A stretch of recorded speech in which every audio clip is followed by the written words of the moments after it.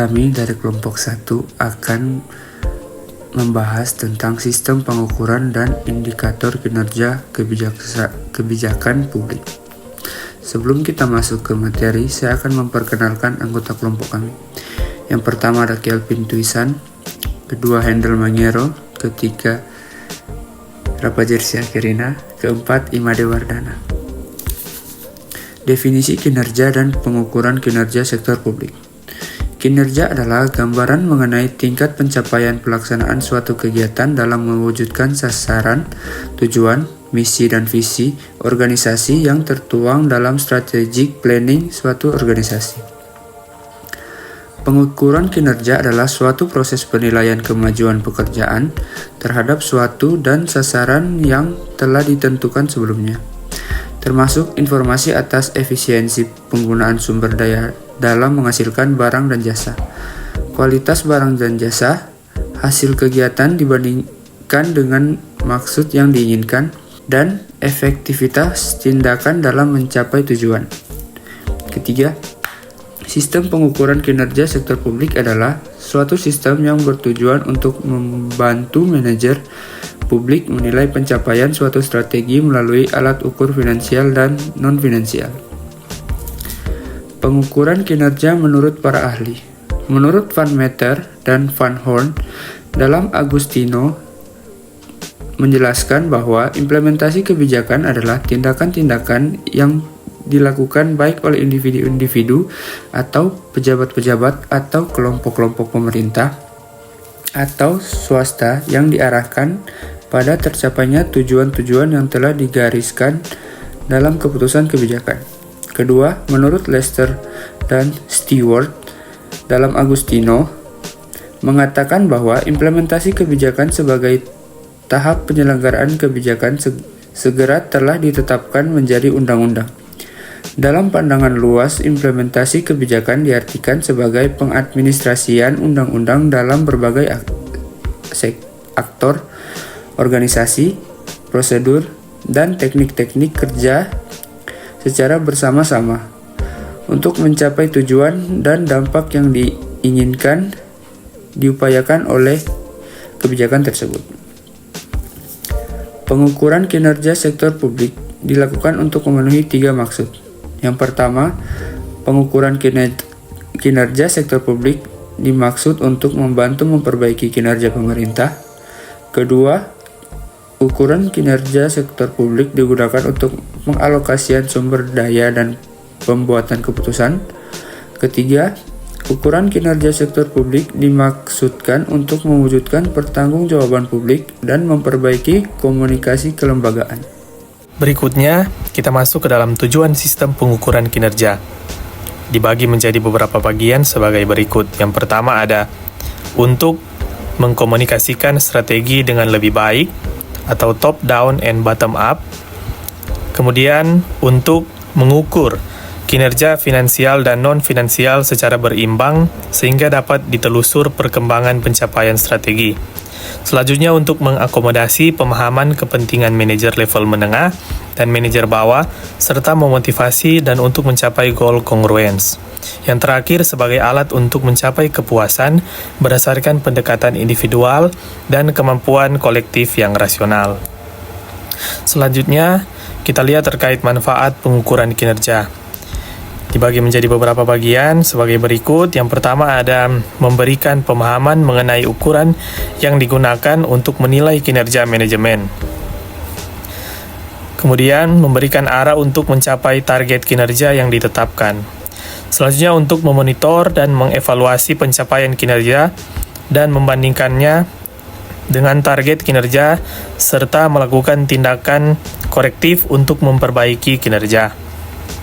Berikutnya sebagai dasar untuk memberikan penghargaan dan hukuman secara objektif atas pencapaian yang diukur sesuai dengan sistem pengukuran kinerja yang telah disepakati. Selanjutnya sebagai alat komunikasi antara bawahan dan pimpinan dalam rangka memperbaiki kinerja organisasi. Berikutnya membantu mengidentifikasi apakah kepuasan pelanggan telah terpenuhi. Kemudian, membantu memahami proses kegiatan instansi pemerintah. Dan yang terakhir adalah memastikan bahwa pengambilan keputusan dilakukan secara objektif. Kemudian, terkait peran indikator kinerja dalam pengukuran kinerja sektor publik. Untuk melakukan pengukuran kinerja, variabel kunci yang sudah teridentifikasi tersebut kemudian dikembangkan menjadi indikator kinerja untuk unit kerja yang bersangkutan. Untuk dapat diketahui tingkat pencapaian kinerja, indikator kinerja tersebut kemudian dibandingkan dengan target kinerja atau standar kinerja. Indikator kinerja digunakan sebagai indikator pelaksanaan strategi yang sudah ditetapkan. Indikator kinerja tersebut dapat berbentuk faktor-faktor keberhasilan utama, meliputi faktor keberhasilan kunci atau CSF, atau Critical Success Factor, dan indikator kinerja kunci atau KPI, atau Key Performance Indicator. Kemudian, ada pengembangan indikator kinerja. Penggunaan indikator kinerja sangat penting untuk mengetahui apakah suatu aktivitas atau program telah dilakukan secara efisien dan efektif. Indikator untuk tiap-tiap unit organisasi berbeda-beda, tergantung pada tipe pelayanan yang dihasilkan. Berikutnya ada penentuan indikator kinerja, kita dapat melihat dalam beberapa poin. Yang pertama ada biaya pelayanan atau cost of service. Yang kedua ada penggunaan atau utilization. Yang ketiga ada kualitas dan standar pelayanan atau quality and standards. Yang keempat ada cakupan pelayanan atau coverage. Yang kelima yang terakhir adalah kepuasan atau satisfaction. Oke, selanjutnya kita masuk dalam komponen yang dipertimbangkan dalam penentuan indikator kinerja.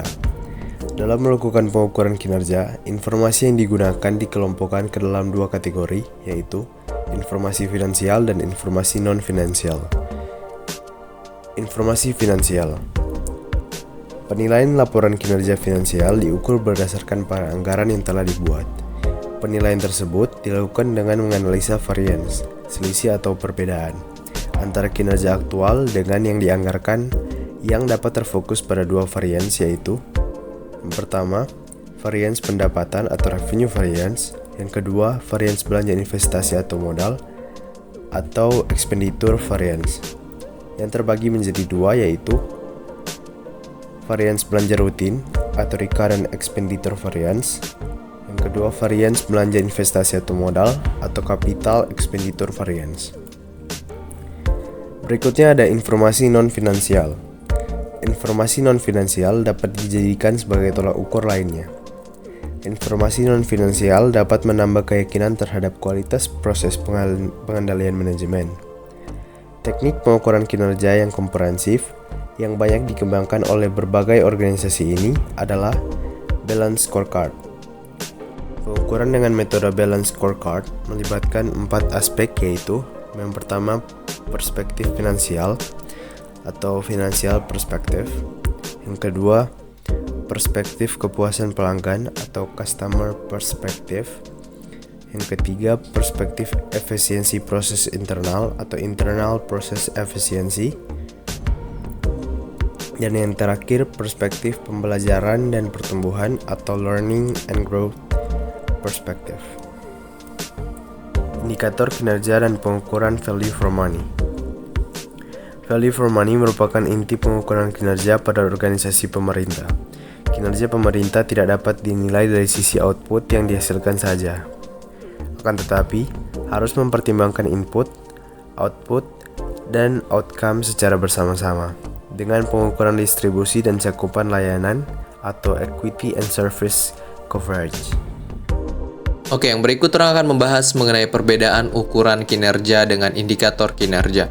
Ukuran kinerja mengacu pada penilaian kinerja secara langsung, sedangkan indikator kinerja mengacu pada penilaian kinerja secara tidak langsung, yaitu hal-hal yang sifatnya hanya merupakan indikasi-indikasi kinerja. Untuk dapat mengukur kinerja pemerintah, maka perlu diketahui indikator-indikator kinerja sebagai dasar penilaian kinerja.